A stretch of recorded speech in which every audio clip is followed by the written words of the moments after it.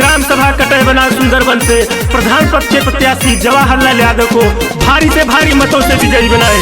इनका चुनाव चिन्ह अनाज ओसाता हुआ किसान, अनाज ओसाता हुआ किसान पर मोहर मारकर भारी मतों से विजयी बनाए।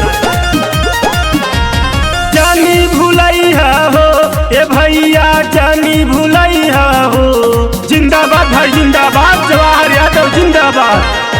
जानी भुलैया हो ए भैया, जानी भुलैया हो, अनाज ओसाता पर मोहर लगई है ए भैया, जानी भुलैया हो, जवाहर यादव के अब की जीतैया ए भैया, जानी भुलैया हो।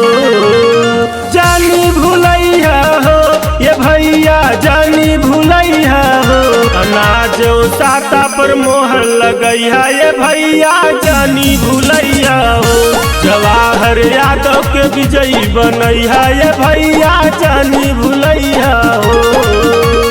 जिंदाबाद भाई जिंदाबाद, जवाहर यादव जिंदाबाद, जिंदाबाद भाई जिंदाबाद, जवाहर यादव जिंदाबाद।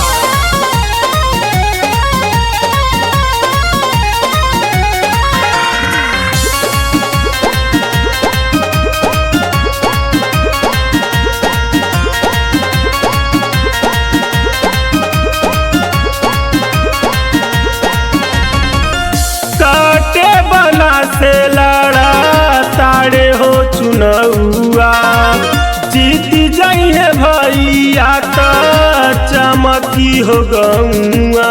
जिंदाबाद भाई जिंदाबाद, जवाहर यादव जिंदाबाद। काटे बना से लड़ा ताड़े हो चुनौआ, जीत जाइए भैया तो चमकी हो गौआ।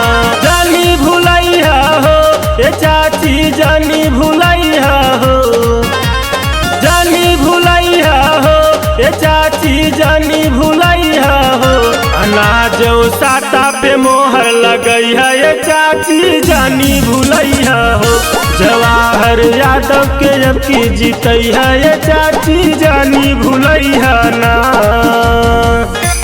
ग्राम सभा कटय बना सुंदरबन से प्रधान पद के प्रत्याशी जवाहरलाल यादव को भारी से भारी मतों से विजयी बनाए। इनका चुनाव चिन्ह अनाज ओसाता हुआ किसान, अनाज ओसाता हुआ किसान पर मोहर मारकर भारी मतों से विजयी बनाए।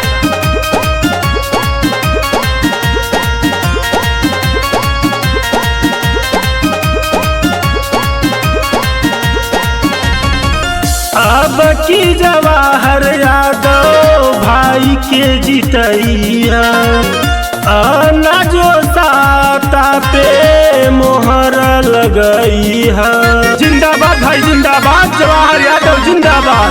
अब की जवाहर यादव भाई के जीतैया, अनाज ओसाता पे मोहर लगई है।